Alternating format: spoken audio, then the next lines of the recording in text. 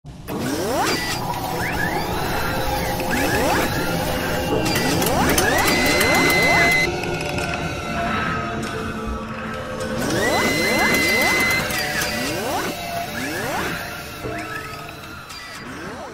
waktunya untuk kita bersama berbagi atau kita sharing. Mudah-mudahan acara sore hari ini bisa bermanfaat bagi semuanya. Ini saya rekam, jadi nanti juga saya masukkan ke YouTube upload di kami. Jadi mudah-mudahan bisa di-share juga. Ini Bunda Ida, ini kan kita ini lagi galau ini ya. Jadi saya mewakili teman-teman yang galau. Pertama yang silaturahim ke kami, ke sekolah dolan ya, sahabat sekolah tentu lumayan banyak juga. Jadi kita nggak menerima tamu, tapi akhirnya harus menerima tamu. Ada dari Jombang, dari Blitar juga, dari Kediri, kemarin ke Kasembon. Jadi kalau di lainnya semasa saya mungkin ada, Bu Aida mungkin dilihat ya. Jadi ternyata mereka itu masih juga ada kegalauan bagaimana kalau nanti pada bulan Juni ini tanggal 15 masuk kembali. Nah, kiat-kiat apa yang Bunda mungkin bisa sampaikan? Nah, itu mungkin Bunda Aida bisa menyampaikan atau bisa tertitik. Juga sekaligus juga teman-teman yang anak-anak spesial khususnya. Kalau yang formal mungkin belum ada. Anak spesial ini loh. Nah ini. Monggo Bunda Ida silakan. Ya. Bismillahirrahmanirrahim. Assalamualaikum warahmatullahi wabarakatuh. Waalaikumsalam warahmatullahi wabarakatuh. Alhamdulillahirabbil alamin. Marilah kita senantiasa memanjatkan puja dan puji syukur kehadirat Tuhan Yang Maha Kuasa atas limpahan rahmat atau hidayahnya bahwa kita hari ini bisa berbagi pengalaman, berbagi informasi di suasana pandemi COVID-19 yang ada di negara kita. Jadi kita tidak hanya di Indonesia yang menangani masalah ini, tapi di berbagai belahan negara, hampir di seluruh dunia. Yang ingin kami sampaikan, yang pertama mungkin Pak Lukman terkait dengan permintaan awal, bagaimana lembaga kita ini adalah sebuah tempat pengabdian kita, khususnya Bapak dan Ibu semuanya selaku pengelola lembaga, kemudian yang tidak lepas dari kebijakan-kebijakan pemerintah yang sudah disampaikan, sehingga menjadi sebuah kolaborasi tentang pendidikan yang ada di Indonesia ini. Kemudian yang berikutnya bagaimana kita merancang bahwa lembaga kita ini betul-betul bisa memanfaatkan, memaksimalkan potensi-potensi anak sesuai dengan tujuan daripada pendidikan kita, menjadikan anak-anak yang unggul, cerdas, dan berakhlak mulia. Oleh karena itu pada kesempatan ini mungkin kami sharing yang awal sebagai pengantar saya, bahwa kami kebetulan mendapatkan amanah hampir 5 tahun yang lalu di sebuah unit pelayanan anak autis yang disebut dengan Pusat Pelayanan Autis, di mana di Indonesia ini ada 32 lembaga. Dan salah satunya ada di Kota Blitar, kota kecil, kota Patriah ya, atau kota Bumi Bung Karno. Alhamdulillah dari 5 tahun ini kita sama-sama tahu bahwa itu adalah sebuah perjuangan yang mudah. Karena untuk membesarkan sebuah lembaga itu adalah tidak mudah, tapi memerlukan berbagai jurus, berbagai tadi katakan oleh Pak Lukman, kolaborasi. Yeah. Nah, untuk itu lembaga kami berawal dari nol sama sekali. Nol sama sekali itu artinya hanya ada gedung saja. Tapi mau diapakan dan sebagainya ini berkat sebuah pengalaman, berkat sebuah berbagi, kayaknya hari ini kita berbagi, akhirnya alhamdulillah di usia 5 tahun Pusat Pelayanan Autis Kota Blitar ini kita menjadi sebuah rujukan secara nasional. Bahkan kemarin kita bisa sharing, ke depannya Pusat Pelayanan Autis ini tidak hanya menerima anak-anak autis, tapi sudah menerima berbagai keturunan. Karena judulnya nanti tidak pusat layanan autis, tapi unit layanan disabilitas. Itu sedikit bagaimana niat kita yang perlu kita tanamkan kepada teman-teman, kepada bunda-bunda semuanya, apalagi di masa-masa COVID ini. Sama seperti awalnya saya membesarkan lembaga ini bersama-sama orang-orang sekitar kami yang berperanan. Itu yang pertama adalah kamu tak panggil tadi, kamu nggak ke sini. Kita niatkan ikhlas telat atau tak kasih suster untuk anak bangsa. Tapi insya Allah jalan itu selalu ada dan kita berbagi bersama teman-teman. Insya Allah ada sebuah inovasi-inovasi yang akan kita lakukan. Kami, Pak Lukman, membesarkan lembaga ini atau bersama ibu-ibu yang lain yang bergabung. Kuncinya hanya satu, ikhlas dan jadi Allah. Setiap apa yang kita lakukan dengan ikhlas, insya Allah jalan. Ya, alhamdulillah sekarang sudah, saya tidak mengira bahwa lembaga yang saya besarkan ini menjadi sesuatu yang luar biasa menurut ukuran saya. Itu yang pertama, Pak, ibu-ibu yang hadir, yang bergabung. Kemudian yang sasaran kami adalah anak-anak usia 18 tahun ke bawah, di mana mereka penyandang sebuah anak penyandang disabilitas yang akan menjadi sasaran kami. Tapi alhamdulillah kita berkembang juga menjadi sebagai pusat sumber bagi pendidikan inklusi. Nah ini tentunya nanti kolaborasi bersama homeschooling, sekolah dolan atau teman-teman yang lain sebagai pendamping, yaitu shadow teacher atau pendamping atau guru-guru yang mendampingi anak-anak berkebutuhan khusus. Nah ini adalah sebuah hal yang luar biasa. Kemudian yang berikutnya yang perlu kami sampaikan, di kita semua, apabila kita menangani anak-anak, apakah itu anak-anak yang tanpa hambatan maupun dengan hambatan, kunci yang pertama adalah kita memberikan assessment. Assessment dalam rangka bisa melihat karakter anak-anak itu termasuk di kelompok mana. Jadi termasuk ataukah anak ini termasuk dia lebih menonjol di visualisasinya, di auditorinya, di kinestetiknya, di bakatnya apa. Nah ini akan kita ketahui. Terutama bagi anak-anak yang berkebutuhan khusus, peranan asesmen ini adalah sangat penting sekali, terutama karena kurikulum yang akan kita lakukan adalah kurikulum yang sesuai dengan karakter anak.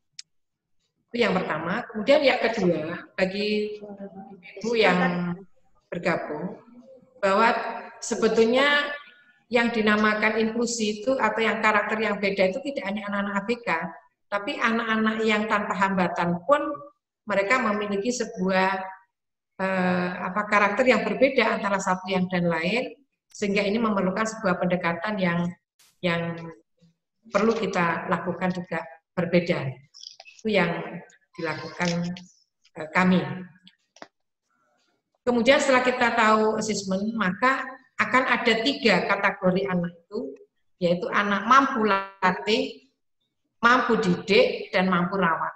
Nah, apabila anak mampu rawat, maka ini di bawah standar, berarti hanya mampunya dirawat, sehingga ke arah pendidikan pun dia tidak kita lakukan. Kemudian yang kedua adalah mampu latih. Nah, ini bisa kita rujuk di SLB. Karena kita tes IQ-nya biasanya di bawah 70. Kemudian yang ketiga adalah rawat, mampu didik. Berarti inilah yang diarahkan di pendidikan inklusi. Itu yang kita lakukan di assessment. Jadi merupakan sudah protapnya yang ada di pusat layanan autis ini. Demikian. Sebelum kita melanjutkan lebih dalam, saya ingin menyampaikan bahwa apa sih pusat layanan autis atau unit layanan disabilitas, yaitu sebuah unit pelayanan pendidikan yang bergerak memberikan hak-hak anak untuk bisa menempuh sebuah pendidikan dan haknya kita hargai sebagai hak asasi manusia. Yaitu apabila mereka sudah memenuhi sebuah persyaratan tertentu, maka disalurkan kepada namanya pendidikan formal atau non-formal. Kemudian visi daripada pusat layanan autis yang ada di Kota Blitar atau bahkan menjadi sebuah rujukan. Beberapa hari yang lalu kami sharing bersama Direktorat di Kementerian bahwa kita punya beberapa visi, yaitu 4 sebagai pusat assessment, kemudian sebagai intervensi terpadu, yaitu dari sudut psikologi, pendidikan, kemudian dari sudut kesehatan, dan yang keempat adalah memberikan layanan umum, jadi sebagai konseling. Konseling ini bagi sekolah, bagi masyarakat, dan bagi orang tua. Nah, ini alhamdulillah dari 4 kegiatan ini kita bisa berjalan dengan bagus. Dan bahkan di pusat pelayanan autis ini punya program-program unggulan, yaitu untuk penguatan. Jadi di mana anak-anak melatih di sensori integrasinya dengan gerakan-gerakan, tapi kita masukkan di air, berarti ada aquatic therapy. Kemudian di olahraga adaptasi, anak-anak perlu gerak motoriknya, ada namanya olahraga adaptasi. Kemudian di vokasi, kemudian di yoga, jadi ini juga ada beberapa yang kita lakukan di pusat pelayanan autis di Kota Blitar. Kemudian yang tidak kalah pentingnya, kita kembali kepada tripusat pendidikan, bahwa keluarga adalah hal yang sangat penting sekali terhadap keberhasilan sebuah pendidikan, baik itu pembelajaran maupun terapi, yaitu keluarga. Maka di PLA, di Pusat Pelayanan Autis ini ada kegiatan parenting. Nah, parenting ini kami lakukan setiap bulan, memberikan bekal kepada orang tua, apa yang harus dilakukan di rumah yang sudah terprogram. Kan adanya home program. Nah, ini untuk membuat ini, kami awalnya adalah harus ada FGD, yaitu forum diskusi dengan orang tua, parenting apa yang akan kita, menu apa yang kita berikan, disesuaikan dengan karakter daripada anak-anak. Sehingga ilmu atau materi di parenting itu adalah memberikan pengetahuan, keterampilan kepada orang tua atau keluarga, itu ayah, ibu, siapapun yang ada di dalam keluarga itu, untuk bisa kita berikan materi. Sehingga di rumah, orang tua adalah sebagai terapis yang handal. Terutama di masa-masa pandemi COVID-19 ini, maka peranan pendidikan di rumah ini adalah sangat besar sekali. Alhamdulillah kita sudah buatkan home program dan kita pantau lewat video. Insya Allah hari Senin akan kita datangkan satu periode ini, orang-orang akan datang dengan mengikuti protokol kesehatan. Itu yang perlu kami sampaikan di forum ini. Kemudian mungkin teman-teman bertanya, usia berapa yang disiapkan di PLA ini adalah 0 sampai 18 tahun. Jadi anak bisa diintervensi, bisa di-asesmen baru setelah usia 2 tahun. Karena apa? Maka di dalam usia 2 tahun itu perkembangannya sudah stabil ya, jadi itu bisa dilakukan. Kemudian masa terapinya itu adalah hari Senin sampai Jumat ya, sampai Jumat. Setiap anak mendapatkan jatah setiap minggu 4 jam. 4 jam tatap muka, jadi 45 menit kali 4 jam. Ini bisa dilakukan 4 hari, bisa dilakukan 2 hari, tapi yang 1 hari untuk Jumat itu adalah program-program. Jadi kemudian jamnya kita lakukan ada jam 8 sampai jam 3 sore. Dan metodenya yang kita gunakan di Pusat Pelayanan Autis Kota Blitar ini adalah berbagai metode tergantung dari karakter anak. Jadi ada metode sunrise, ada metode teach, ada metode floor time. Terutama nanti di era-era pandemik ini, itu yang agak lebih cocok dengan metode floor time. Nah, nanti saya usul pada Pak Lukman, nanti mungkin secara bertahap kita perdalam metode-metode untuk ini, karena kita harus nggak bisa 1 jam ya, ini kita harus sharing. Mau saya tanyakan itu, Bu. Ya. Kemudian yang berikutnya adalah metode sunrise. Kemudian ada beberapa metode, banyak sekali yang kita lakukan tergantung dari karakter daripada anak. Sehingga kita tidak hanya angsi 1 metode saja, tapi berbagai metode yang kita gunakan. Kemudian evaluasi anak-anak kita lakukan secara periodik, bahkan ada sekarang anak-anak yang asesmen, kemudian masuk intervensi terpadu, itu setiap anak tidak sama dapat menunya. Ada yang dapat menu misalnya di terapi perilaku, itu ranahnya psikologi. Ada mendapatkan menu fisioterapi, ada okupasi, ada bicara. Nah, kebanyakan anak-anak di ABK itu adalah kesulitan berbicara. Nah, ini kami juga punya beberapa metode yang kita gunakan dalam rangka kegiatan ini. Dan areal kegiatannya itu adalah di terapi perilaku, kemudian di fisioterapi, di sensori integrasi itu ada di dalam, indoor maupun di outdoor. Kemudian ada namanya snow zone, itu ada semacam ruangan khusus yang memang untuk mematahkan taktil anak-anak. Jadi taktil karena anak-anak kita kadang ada yang dia peka di taktilnya, tidak mau pakai baju yang keras, ya. Kadang baju digigit sampai robek ujungnya. Pernah lihat ya ibu-ibu begitu ya, anak-anak kita.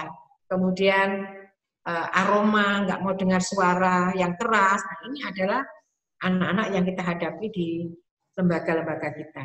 Nah, ini bisa dimatangkan baik itu lewat di okupasinya ataupun di SI, di sensori integrasi. Di okupasi yaitu banyak kepada penyiapan anak-anak untuk menulis, ranah menulis, menggunting dan sebagainya. Tapi sebelum itu ada beberapa tahapan-tahapan yang dilakukan. Kemudian ada terapi bermain. Nah, terapi bermain ini sangat luas sekali pengertiannya. Nanti mungkin kita bahas di dalam satu topik. Karena ternyata bermain ini tidak sesimpel apa yang sering kita dengar, tapi bermain itu betul-betul yang memang mengandung unsur sebuah terapi. Ya. Kemudian ada terapi akuatik, jadi terapi pemberian terapi sensori integrasi tapi di air. Ya, ini juga kita lakukan di Pusat Layanan Autis di Kota Medan. Nah, oleh karena itu tentang kesiapan-kesiapan kita di area kita di Pusat Layanan Autis ini. Kemudian kegiatan-kegiatan kita ini sudah kita program adalah selama 7 bulan. Jadi 3 bulan, 1 bulan kita observasi, 3 bulan masuk dalam ranah kegiatan, dievaluasi 3 bulan lagi, kemudian di maintenance. Nah, maintenance inilah peranan orang tua untuk membuat sebuah kurikulum kegiatan namanya home program.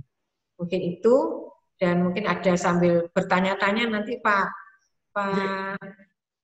Lukman nanti mungkin bisa saya sampaikan. Kalau teman-teman ibu-ibu mau bertandang ke tempat kami, monggo.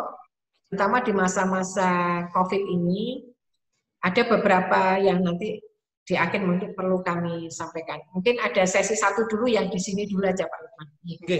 Monggo, silakan. Terima kasih untuk awalan pembuka dari Bu Rahmi Aida tentang Pusat Layanan Autis yang ada di Kota Blitar. Saya sudah beberapa kali ke sana, alhamdulillah. Kalau masalah COVID nggak masalah karena areanya luas ya. Jadi yang menjadi kendala itu sekarang ada teman-teman terapis, mungkin teman-teman sekolah non formal yang punya anak-anak spesial, sehingga mereka itu bagaimana dengan social distancing misalkan, bagaimana dengan protokoler yang ada. Kalau di Pusat Layanan Autis karena luas, saya merasa Bu Aida bisa menggunakan segala banyak cara ya. Ada kolam renangnya, gedungnya juga luas sekali lah. Ini mungkin teman-teman ada yang mau bertanya, langsung aja dinyalakan di mic-nya, langsung tanya ke Bu Aida apa yang mungkin menjadi persoalan, karena tentunya kita akan menjadi pelopor ya. Harapan saya di sini nanti teman-teman akan menjadi pelopor untuk lembaganya masing-masing atau dari kotanya masing-masing sehingga bisa membagikan apa ya kiat-kiat yang ada. Monggo silakan. Ya, ada yang bertanya barangkali. Silakan kasih kesempatan 1-2 orang dulu bertanya. Monggo. Langsung dinyalakan. Silakan kita santai aja sambil. Iya, ayo monggo. Bu Fatima barangkali atau Bu Ima, monggo siapa? Selamat siang Bu Nirwana. Itu dari Singkawang itu. Mana tuh Bu Nirwana? Ya itu dari Singkawang. Bu Haja Nirwana. Ya. Nah, monggo Bu Haja Nirwana. Ya. Ada dari Aceh, belum muncul nama siapa yang saya nggak tahu, tapi itu. Monggo siapa yang mau bertanya, silakan. Monggo Mbak Siti Fatimah mau bertanya, silakan. Ini ada chat, Bu. Ini ada Bu Damai dari Jakarta. Bagaimana membuat suatu program terapi saling menunjang materi belajar di sekolah. Karena anak-anak yang saya terapi sekarang sudah siap untuk sekolah. Nah, ini dari teman saya Bu Damai, Bu, dari Jakarta. Nah, ini mau Bu Anda. Terima kasih. Salam kenal untuk Bu Damai yang ada di Jakarta. Di kegiatan yang sudah kami lakukan di pusat pelayanan autis, terutama anak-anak yang pertama kita asesmen. Setelah kita asesmen, anak-anak akan tahu karakternya. Jadi kebutuhan antara satu dan yang lainnya berbeda. Yang jelas, anak-anak setelah terapi ini adalah dengan menggunakan pendekatan one on one. Jadi satu anak satu terapi atau satu anak satu guru yang nantinya menjadi sebuah pendamping atau istilahnya shadow teacher kalau di sekolah. Tapi kalau guru GPK itu adalah guru pembuat program ya, jadi beda. Nah di sini antara anak satu dengan yang lainnya berbeda, tentunya diadakan secara one on one. Kemudian ada namanya one on group. Ini apabila memang diperlukan memang menu-menu itu atau paket kegiatannya itu memang diperlukan. Contohnya anak yang sudah terlayani di intervensi terpadu Bu Damai. Jadi itu ada anak yang mendapatkan terapi perilaku, ya, ada anak yang mendapatkan okupasi, ada anak yang mendapatkan bicara, ada yang mendapatkan fisioterapi, tapi ada anak yang tidak mendapatkan perilaku, hanya fisioterapi dengan ini. Nah, contohnya anak-anak yang sudah memenuhi bagian-bagian yang sudah dikatakan berhasil, maka kita asesmen, anak kita masukkan di dalam namanya kelas transisi. Nah, kelas transisi ini adalah mengawali anak-anak itu sebelum memasuki ke jenjang pendidikan inklusi. Nah, di kelas transisi ini juga pendekatannya ada one on one, ada one on group. Tapi yang lebih banyak di awal itu adalah pre-grouping. Sebelum anak masuk ke jenjang di kelas inklusi, maka kelas transisi, maka masuk di pre-grouping. Nah, ini misalnya mode metodenya kita dengan metode bermain pertama. Anak sudah kenal nggak dengan temannya? Mau jawel nggak? Oh ternyata dengan temannya ya masih diam saja. Nah ini berarti catatan bagi tim asesmen di pre-grouping itu untuk memasuki ke jenjang transisi ada catatan. Oh aspek sosialnya masih belum nampak. Nah ini perlu kita lakukan. Nah setelah itu masuk di kelas transisi, menunya pun disesuaikan karena memang itu di tingkatan PAUD ya maka kurikulumnya adaptasi mau membuat namanya PPI, program pembelajaran individual. Nah, program PPI ini adalah disesuaikan dengan jenjang yang dia mau ikuti. Kalau dia ke SD, ya berarti kurikulum SD kita kolaborasikan dengan kebutuhan anak yang akan dimaksimalkan.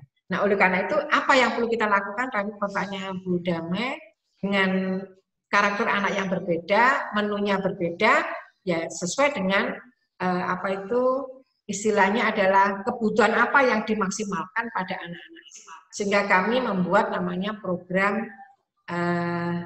PPI, jadi kelas transisi. Nah, bagi teman-teman terapis, bicara, okupasi, fisio, perilaku, itu mereka juga punya program. Nah, programnya apa yang dimaksimalkan? Nah, itu sudah sesuai dengan dasar daripada pada saat asesmen. Begitu mungkin Pak Lukman. Lah untuk masa pandemi ini, jadi kami kebetulan yang pertama harus bikin SOP.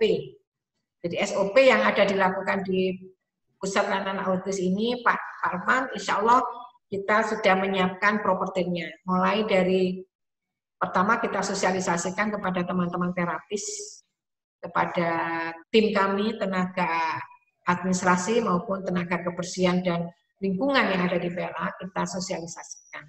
Kemudian yang kedua kita bikin banner. Banner-banner di sini termasuk new normal, itu ada di tempat kerja, ada untuk terapis bagaimana, untuk orang tua bagaimana, di sekolah, di PLA bagaimana, ini sudah kita buatkan, kita bantu.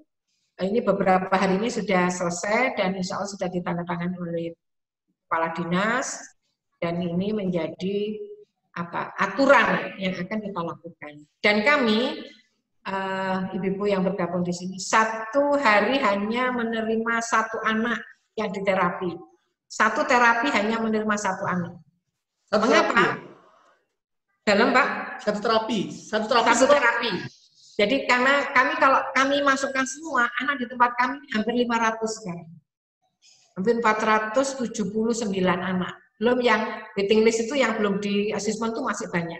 Tapi setiap periode kami tahun ini menerima 82 anak. Nah, 82 anak ini setiap hari yang masuk ada sekitar 18 anak.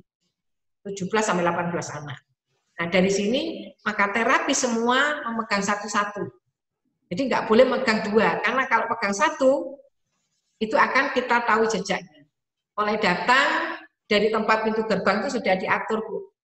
Siapa yang kemudian dipakai termogram, kemudian cuci tangan, kemudian sepatu semuanya kemudian kita pakai baju yang dia harus ganti, kemudian langsung ke tempat terapi. Nah, terapi di sini kami akan coba orang tua kita libatkan. Kalau dulu kan hanya terapinya, tapi orang tua kita libatkan di sini. Nanti yang memegang anaknya sebagainya ini adalah orang tua. Jadi itu yang kita lakukan sehingga anak itu tidak dipegang oleh banyak orang. Itu yang kita coba, insya Allah model yang kami lakukan ini akan kami lakukan. Kemudian berarti yang diterapi, ruangan terapi kami rubah semua Pak Lukman. Oh, kalau dulu ruang perilakunya itu kan kecil. Iya. Nah, ini saya cari ruangnya agak besar karena ada perubahan ruangan berarti ya saat ya ada beberapa perubahan ruangan karena di era pandemi COVID ini. Nah, metodenya yang kita gunakan adalah dengan metode floor time yang paling banyak nanti dan sunrise nanti di metode pendekatannya sebelum ke terapi inti gitu Pak. Jadi di floor time. Ya kalau 500 orang Bu, sekarang per hari 18 anak ya. Itu sama orang tuanya juga ya? Ya.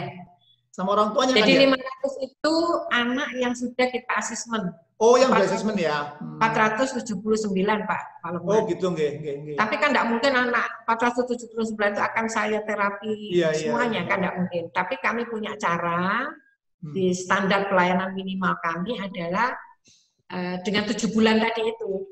7 bulan ya. 3 bulan, 1 bulan, 3 bulan, 3 bulan baru evaluasi. Nah di maintenance ini anak tunggu, tapi sudah dibuatkan program. Setiap minggu ada konsultasi kepada kita untuk mengetahui perkembangan anak.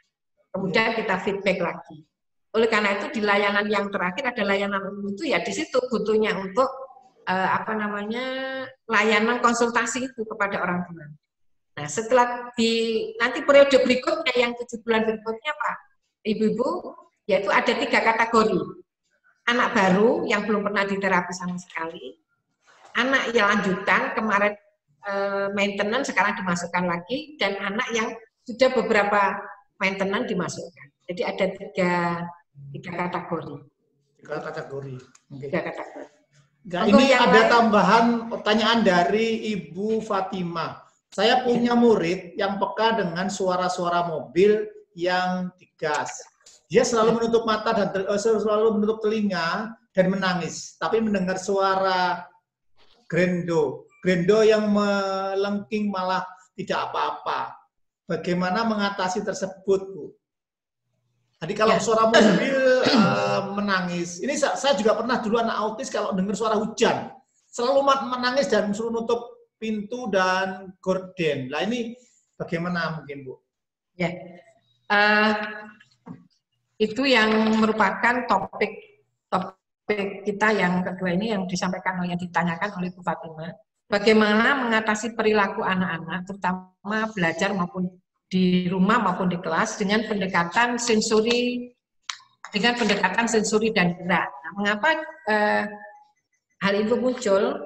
Karena sering kita lihat bahwa anak-anak kita di kelas itu sering tertinggal di tulisan, selalu berjalan aja di kelas, berbicara sendiri, berteriak-teriak tanpa ada yang memancing bicara, mengetuk-ketuk kaki meja, kemudian suka sekali dengan gemercikan suara, tapi kalau ada suara musik ditutup telinganya, ya. Kemudian merobek-robek kertas atau kertas, ya, diuntel-untel. Ya, diuntel-untel, dirobek, dilempar. Kemudian bersenandung, siul-siul untuk dirinya sendiri di kelas. Ada nggak gitu? Pasti ada.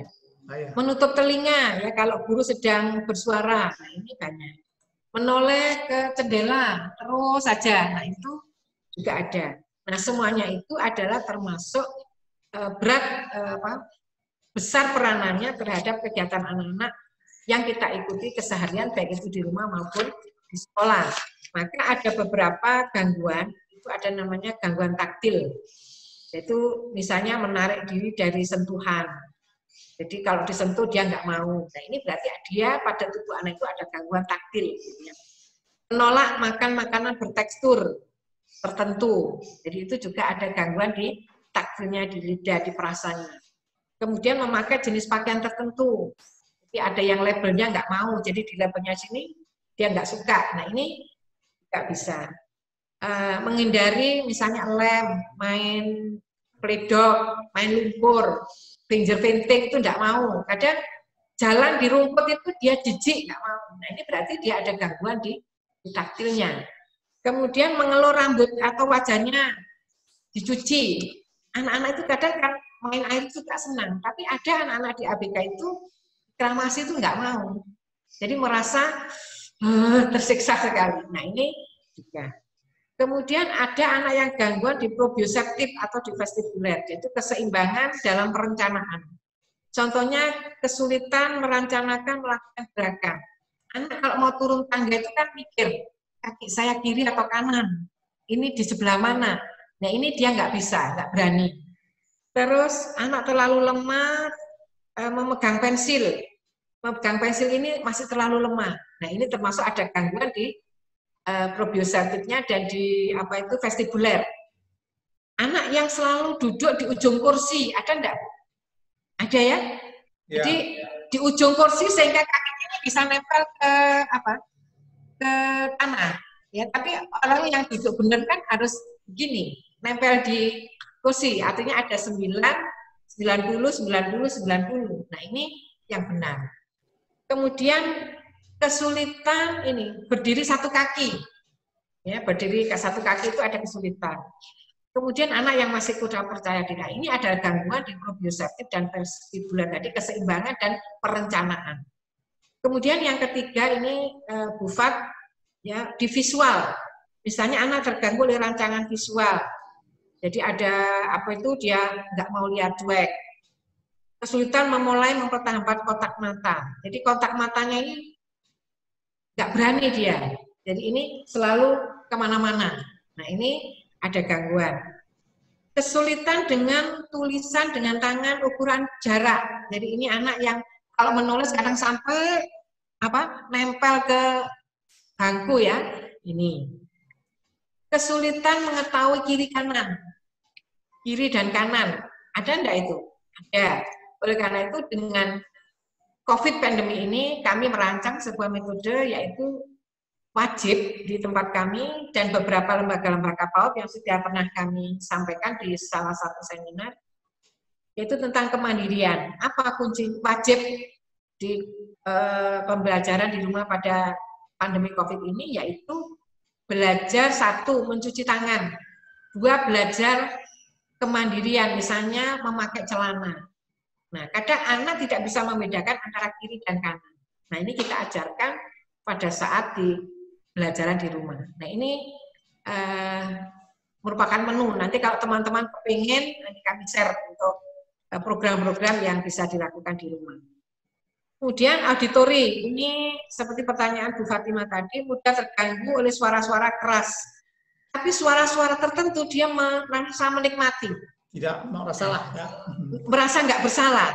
Notok-notok ini merasa dia asik juga. Ya, kadang meja diketok dan sebagainya. Tidak menyukai lingkungan yang bising, jadi selalu ingin yang tenang. Mengalami biasanya anak-anak semacam ini mengalami kesulitan mengeja juga. Ya. Kemudian masalah verbal dan kesulitan berbicara, jadi ujaran, jadi bercakap-cakap ini juga. Kemudian yang lagi adalah ada masalah di kinestetik. Kinestetik itu kesulitan menulis, ceroboh, lambat melakukan kegiatan. Nah, ini kami sudah membuat sebuah mapping di PLA Militer ini, bagaimana cara membuat anak-anak itu untuk persiapan menulis dengan kegiatan sehari-hari, ya. Jadi nanti kalau memang kami shot juga, sudah kami buat banner besar itu Pak Lukman yang di ruang atas, ya, itu nanti teman-teman bisa melatih, itu terutama diberikan di orang tua. Jadi termasuk mengoles roti, ini latihan tuh ya, mengoles roti dengan mentega, kemudian mengambil beras, ditaruh di piring satunya dari piring satunya, ternyata ini juga melatih ini motorik kasar maupun halusnya. Jadi makanya di PAUD dasar-dasar itu memang harus kuat. Tidak hanya sekedar melatih motorik kasar, tapi beberapa prinsip di dalam dasar-dasar belajar itu memang harus dilakukan. Terus mengapa hal ini terjadi, Bu Fat atau ibu-ibu yang lain? Yang pertama adalah lingkungan rumah yang tidak mendukung bagi anak untuk mengeksplor. Untuk anak ABK, anak-anak umum ada semacam itu. Terus interaksi sosial sangat terbatas. Ini bisa terjadi.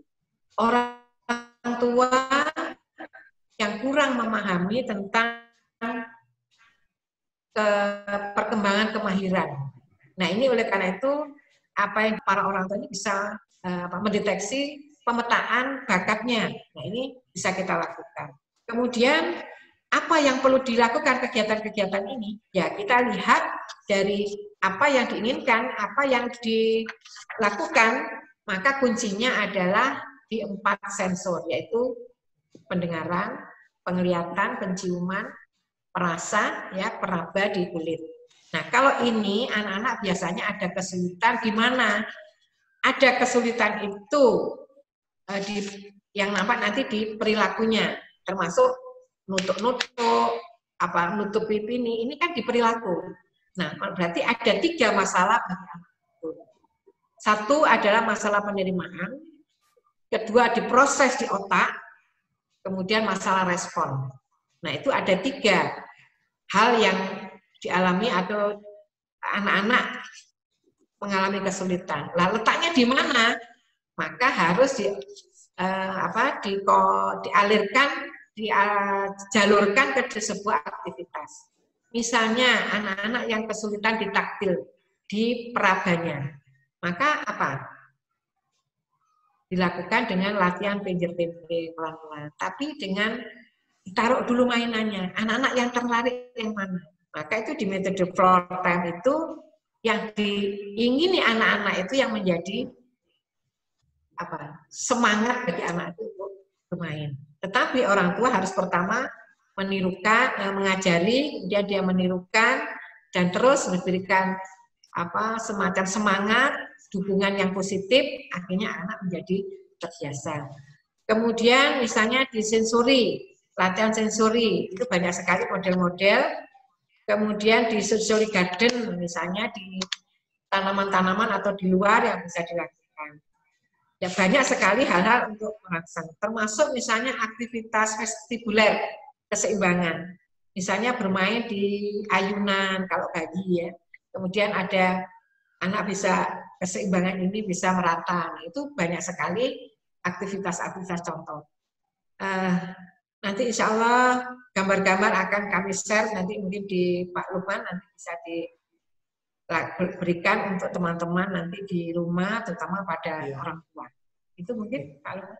Bu, ada tambahan lagi ini, jadi Bu Siti, jadi bagaimana strategi mengajar puberitas ke anak yang teridentifikasi disleksia dan keterlambatan perkembangan di usia SMP. Kemudian dari Ibu Blitar, Ibu siapa ini? Ibu dari TAP Suhada, calon siswa baru kami ada yang aktif. Orang tuanya bilang tidak bisa diam. Di tengah darurat pandemi seperti ini akan terlanjut ke sekolah. Orang tuanya khawatir. Bagaimana cara mensikapi hal demikian? Ini Bu Win. Monggo Bu, silakan. Ya. Jadi seperti sebuah pengalaman awal yang saya sampaikan pertama adalah Di asesmen ya. Di asesmen itu akan kita ketahuan apa anak-anak itu termasuk di ADHD, hiperaktif, atau kan autis, atau juga mungkin gifted. Ya, jadi anak yang cerdas, istimewa, bakat istimewa. Nah, dari sini penyerta itu komorbidnya ini hampir sama. Jadi gejala-gejalanya memang hampir sama. Oleh karena itu para orang tua harus paham. Contohnya anak-anak yang masih aktif di SMP atau di usia PAUD, tadi nggak mau, gimana nanti kalau di PAUD dia bergerak? Maka yang pertama harus kita beri informasi kepada orang tuanya itu, karena ini memang tidak bisa berdiri sendiri penyebabnya yang harus kita lakukan, tapi kita harus ada gandengan. Misalnya masalah makanan. Jadi makanan apa yang disarankan dan tidak disarankan, ini para orang tua juga harus mengerti. Jadi oleh karena itu kita memang pendekatannya tidak dari unsur pendidikan, psikologi maupun di keterapian kesehatan, tapi juga unsur di nutrisi atau ahli gizi. Nah, makanya kami sangat mengharapkan pada teman-teman ini carilah ilmu sebanyak mungkin pada orang-orang ahlinya, misalnya selalu kolaborasi dengan tim. Contoh anak-anak yang hiperaktif, maka tidak disarankan makan makanan yang manis.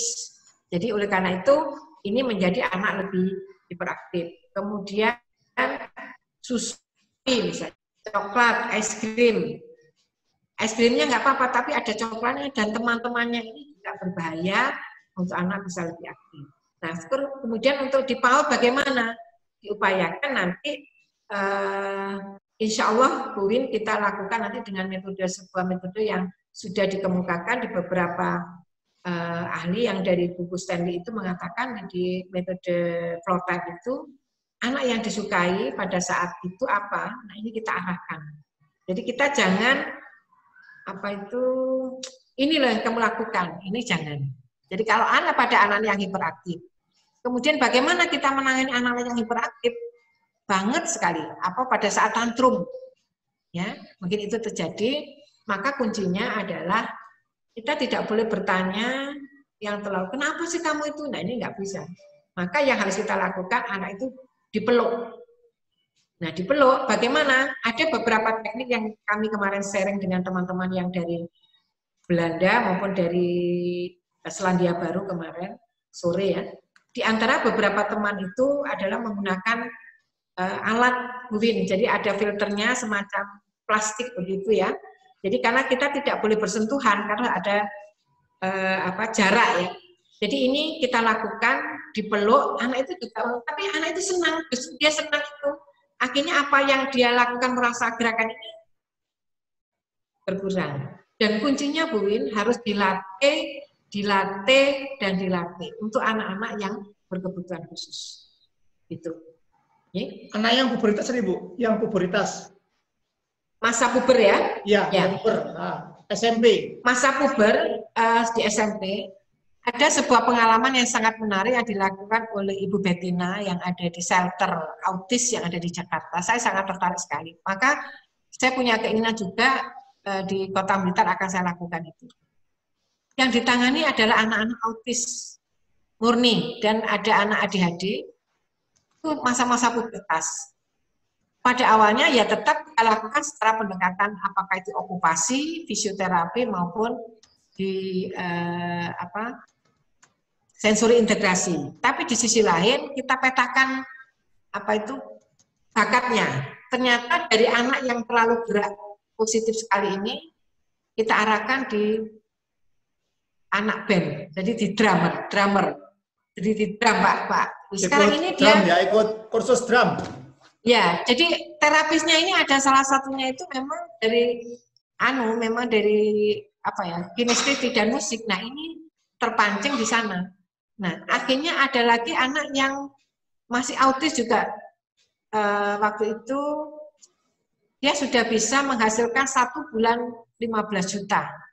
Dari apa? Dia menggambar, dipakai sebagai desain grafis, diwujudkan menjadi bisa dijual, maka ini jadi sajadah dengan gambaran dia. Khasnya anak-anak luar biasa. Nah ini menjadi uang. Makanya dengan anak-anak ABK itu sebetulnya adalah ada kelebihan yang harus kita juruskan. Makanya harus awal kita mapping itu, kita juruskan. Makanya dari awal Pak Lukman saya sangat sepakat sekali di homeschooling itu anak-anak yang ABK harus kita mappingkan. Jadi anak yang selamanya gerak itu tidak negatif, justru ada beberapa hal yang sangat positif dan luar biasa. Itu mungkin jadi geraknya pun harus dilihat, geraknya itu bagaimana nanti menjadi sebagai fondasi untuk kita kembangkan. Arahnya itu Pak. Iya, iya. Kalau kami memang menganggap semua mitra sekolah itu adalah spesial. Ada spesial dengan kecerdasan istimewa, dengan seni dan macam-macam. Salah satu contoh adalah anak kami yang disleksi ya. Saat SMA sekarang itu ada 2 anak disleksi sejak SD. Yang saat SMA sekarang malah produktif. Satunya adalah model nasional yang juga selalu menjadi langganan Jatim Park untuk menjadi guide ya, untuk jadi penerima dan pakai busana-busana yang tematik itu. Satu lagi sekarang malah magang di Depok. Dia diseleksia magang di Depok karena dia memang sejak SMP sudah kita petakan dia memang fokusnya ke panahan saja. Karena kekuatan fisiknya bagus, fokusnya bagus, tapi memang dia untuk menerima lupaan ya diseleksi itu terus. Dan sekarang ini lagi belum bisa pulang di Depok, tapi sudah punya sertifikat pelatih dan dia sudah bisa mengajarkan anak-anak memanah. Dari ini yang saya tangkap dari Bu Rahmi Aida bahwa anak-anak spesial ternyata juga bisa punya potensi bakat yang bisa dikembangkan dan produktif ya Bu Aida ya. Bisa menghasilkan sesuatu. Lah barangkali teman-teman punya juga di antara teman-teman yang punya lembaga ataupun anaknya sendiri bisa juga barangkali mencoba mencari tahu lagi. Mungkin observasi ya Bu Aida ya. Observasi lagi ya setiap anak-anak ya. Dan perlu diketahui untuk ibu-ibu bahwa untuk anak-anak ABK kita menjadi seorang terapis di rumah maupun terapis di sekolah maupun di apa bentuknya lah. Yang perlu anak-anak siap untuk sekolah itu yang sering kita dengar tuh bisa baca, hitung, apalagi ada 4 berbahasa, berhitung, komunikasi ya. Tapi yang lebih penting ada beberapa hal yang harus dikembangkan untuk anak-anak ABK itu apa? Yaitu kepercayaan diri dan kemampuan sosial. Nah ini sangat-sangat apa itu mendasar sangat penting untuk dikembangkan. Mengapa ini sangat diperlukan? Maka kepada para orang tua hendaklah bisa mendukung untuk membangun sebuah kepercayaan anak-anak itu. Nah ternyata apa kuncinya? Yaitu beri lingkungan yang penuh kasih sayang. Jadi kalau lingkungan itu betul-betul anak enjoy, penuh kasih sayang, maka ada ketertarikan dia untuk melakukan sesuatu. Nah, ketertarikan anak ini, maka para orang tua maupun terapis maupun di sekolah perlu dirayakan. Nah, dengan adanya sebuah perayaan ini, ada yang dirayakan ini atau pujian atau apa, maka anak menjadi lebih percaya. Nah, ini yang sering kali kita tinggalkan hal-hal yang semacam ini. Jadi yang pertama adalah kita kembangkan kepercayaan diri, yang kedua adalah kita kembangkan kemampuan sosial.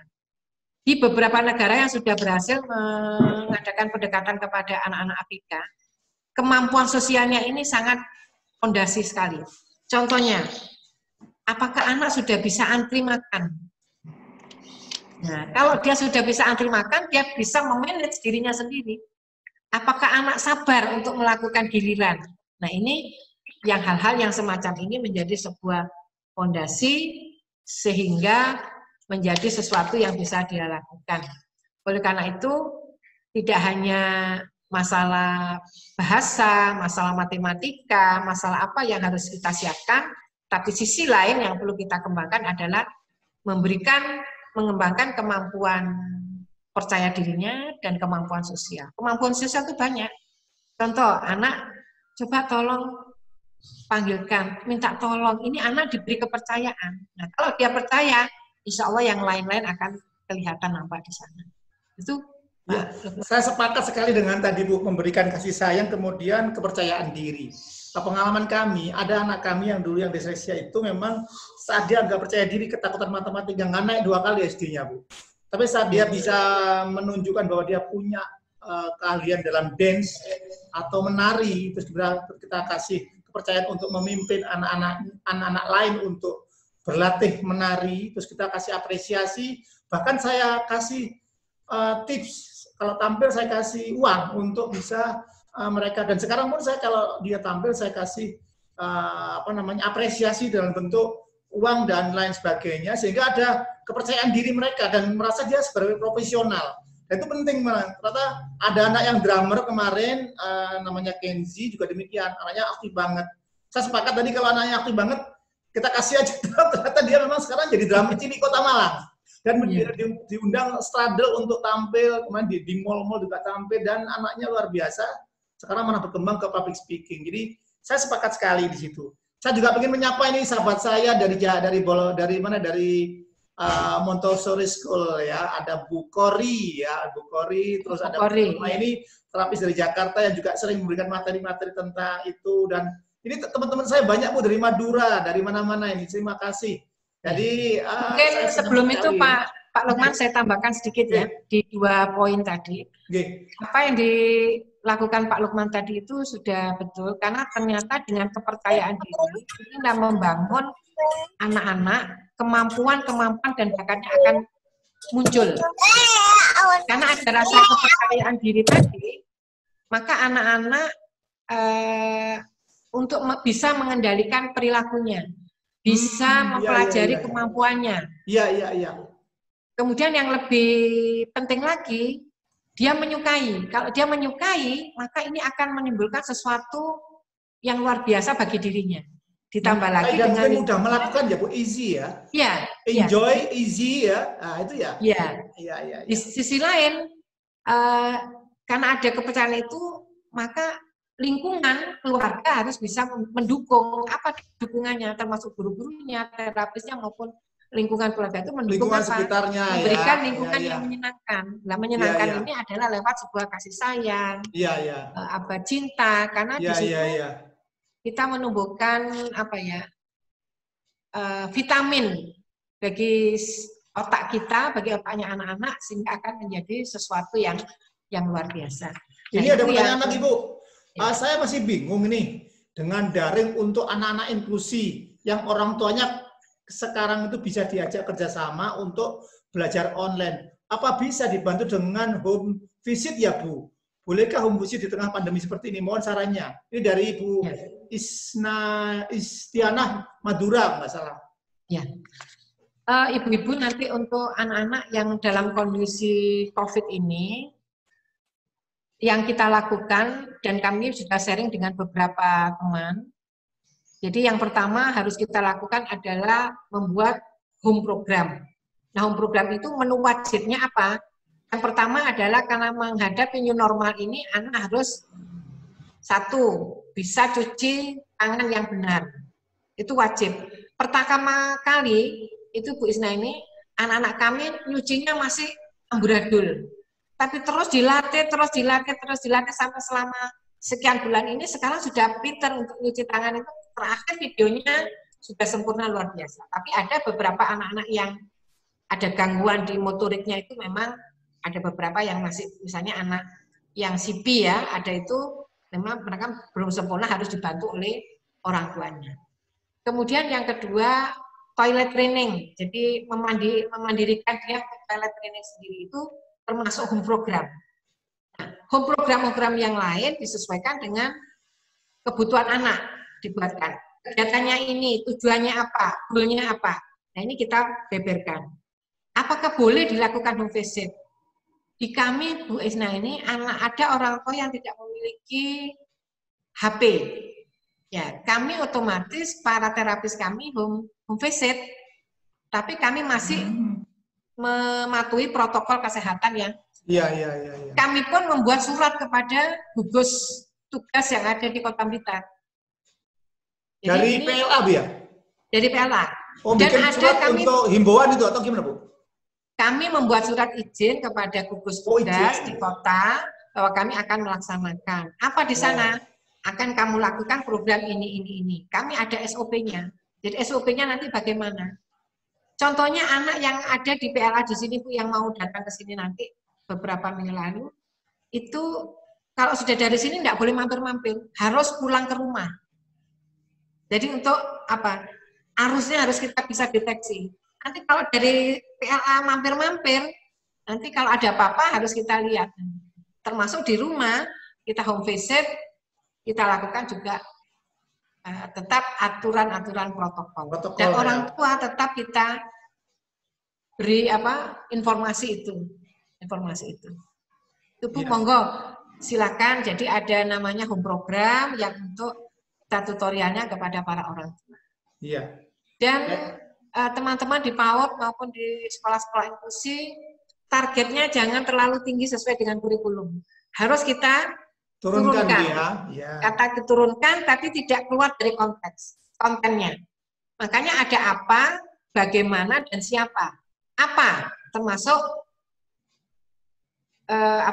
konten apa yang kita berikan.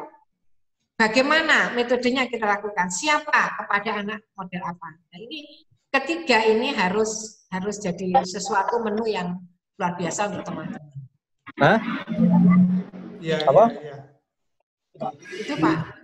Ya, Bu Isna ini ya? Juga ada teman dari Surabaya ini sudah melakukan home visit ternyata, Bu Agil ini dengan SOP tertentu. Nah, saya katakan bahwa kalau new norma itu kan pedoman Bu ya, pedoman baru. New norma, bukan new normal, new norma kan pedoman baru. Sebagaimana diterapkan di Gubernur Ginanjar ya. Artinya kita harus punya pedoman yang jelas untuk melakukan suatu kegiatan di masa pandemi ini kan itu dia. Bukan begitu Bu? Jadi untuk aturan itu kan baik itu yang disampaikan oleh para pengambil kebijakan, mulai dari Pak Presiden, Pak Menteri Kesehatan, pendidikan, yang paling berat itu adalah di bidang pendidikan. Oleh karena itu para teman-teman terapis maupun guru-guru harus melihat situasinya. Kalau memang situasinya lagi merah, masih merah, nah ini tolong tidak dihindari. Jadi kita harus melihat kiri kanan atas bawah itu harus betul-betul diperhitungkan. Jadi kita tidak, tapi tetap lewat kontak, sebuah kegiatan itu tetap kita berikan. Nah sekarang yang jadi masalah, muridnya baru, belum pernah tatap muka. Terus ini bagaimana? Nah ini memang ada beberapa terobosan. Seperti kami insya Allah Senin itu sejumlah sekian ini kami temukan hanya 4 orang Pak. Iya, Bu. Tak rewangi 4 orang ketemu saking kepinginnya saya. Iya. Ya, karena anak-anak ABK itu tiap hari tubuhnya itu ingin disentuh soalnya. Kalau tidak disentuh itu dia kita nggak bisa. Jadi kita memang harus disentuh. Iya. Ya Bu, ini juga saya terima kasih kepada Bu Aida. Kemudian ini kemarin tadi ada buku yang mau dijanjikan untuk diberikan kepada penyanya Bu ya. Itu ada Bu ya? Ya. Nanti mungkin saya kirim alamatnya aja dari teman-teman tadi yang bisa bertanya, mungkin bisa saya kirim alamatnya di chatting, saya tunggu di chattingnya alamatnya, nanti ada bonus hadiah dari PLA Kota Blitar dari Bu Aida tentang buku. Buku apa itu judulnya Bu? Buku parenting. Oh, buku parenting. Iya, buku parenting. Terus ada pertanyaan lagi Bu, kapan wah, Bu Eda ditinggal ini sama Bu Eda. Kita ditinggal pergi. Jadi ini bukunya. Oh, iya. Nanti akan saya. Oke ya. Bu, didekatkan ke Bu. Kena background nggak kelihatan Bu. Ya. Nanti Pak Lukman dikirim alamat, nanti saya kirim. Iya, saya paketkan. Ya. Ini ada pertanyaan terakhir Bu.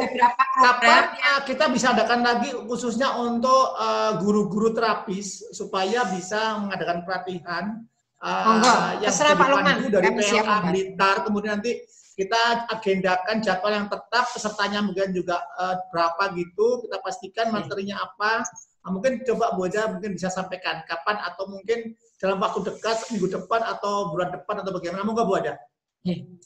Kalau minggu depan mungkin saya nggak bisa Pak Lukman ya, karena 1 minggu itu kami ada beberapa seminar yang kami harus mengisi, Mungkin minggu depannya berikutnya ya. Mungkin kalau minggu depan sudah kosong, saya sampaikan ke Pak Lukman nanti. Iya, oke. Mungkin nanti kita perlu mappingkan Pak Lukman, apa yang perlu kita berikan, biar topiknya tidak kemana-mana, nanti biar fokus satu. Insya Allah alamat nanti akan saya berikan buku, karena di sekolah itu bukan terapis, tapi judulnya adalah bina aktivitas. Boleh Bu, ya. Bina aktivitas bicara, bina aktivitas okupasi, bina aktivitas fisio, bina aktivitas perilaku. Jadi itu nanti akan kita kirim. Ya. Syukur-syukur nanti ada program yang bisa membantu teman-teman di sekolah dan di PAUD maupun di MI, nanti akan kita bantu untuk memperjelas program yang akan mungkin kolaborasi Bu. Jadi mungkin nanti melalui Otwa atau melalui sekolah Dolan, nanti saya ingin bisa promonya di sekolah Dolan aja. Saya ngikut.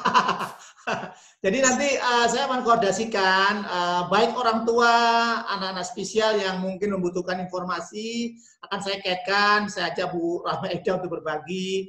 Terus juga teman-teman lembaga yang mungkin masih butuh informasi atau buku sharing, atau bahkan pengen mengunjungin ya Bu ya. Karena kalau mengunjungin ke Blitar insya Allah cukup luas areanya, cukup baik sekali, bagus sekali. Jadi nggak ada masalah untuk protokoler kita bisa atur mungkin. Jadi bisa teman-teman mengunjungi ke sana. Kalau belum sempat ke sana, saya rekomendasikan sekali karena saya takjub dengan banyaknya tempat yang bisa kita lihat dan harus banyak belajar lagi itu. Jadi moga-moga sahabat-sahabat semua bisa bermanfaat acara sore hari ini. Terima kasih Bu Rahmi Aida, terima kasih sekali. Salam ke Bapak, salam ke Bapak. Sama Bapak mendampingi. Ya, terus terima kasih juga untuk teman-teman semua yang sudah partisipasi. Nanti akan kita lanjutkan, ditunggu lagi acara berikutnya. Nanti bisa saya lihat di Facebooknya Sekolah Drone atau di siaran Menyapa Pagi. Ya kan, saya tiap pagi menyapa ya. Pokoknya saya menyapa aja, yang bisa mau bangga ya terserah. Pokoknya saya nyapa aja. Moga-moga nanti akan saya sampaikan di situ dan teman-teman semua yang hadir hari ini terima kasih banyak. Teman-teman dari mana-mana nih Bu, dari Tulungagung, dari Jakarta, dari Tangerang, dari banyak sekali ini. Oke, jadi ada Bu Sakti di Tulungagung ya. Moga-moga semuanya bermanfaat. Terima kasih semuanya. Bu Sakti.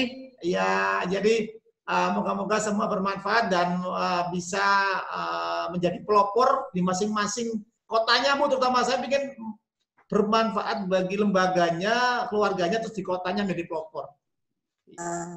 Itu aja teman-teman, nanti kalau butuh rekamannya bisa saya kasih rekamannya. Terima kasih semua, mohon maaf kalau ada kata-kata yang kurang tepat.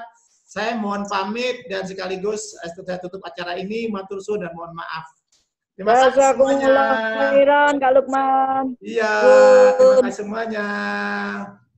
Assalamualaikum warahmatullahi wabarakatuh. Waalaikumsalam warahmatullahi wabarakatuh.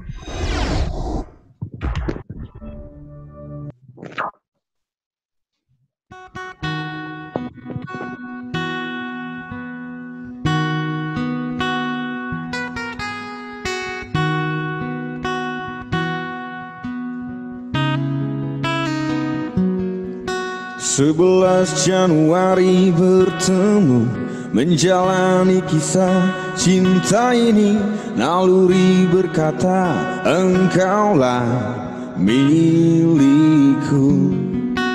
Bahagia selalu dimiliki, bertahun menjalani bersamamu.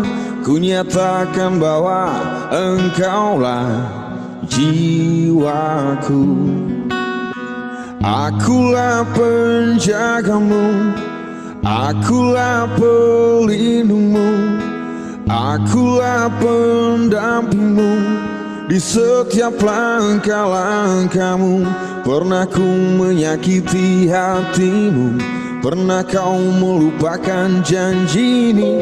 Semua karena kita ini manusia.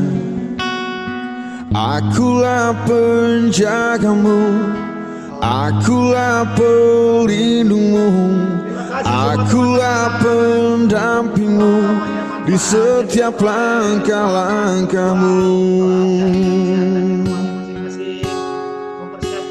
Kau bawa diriku ke dalam hidupmu, Kau basuh diriku dengan rasa sayang.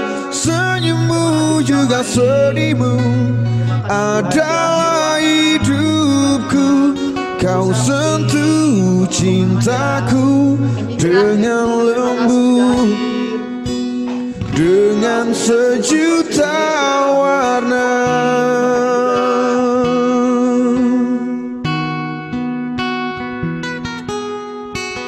Salam untuk semuanya.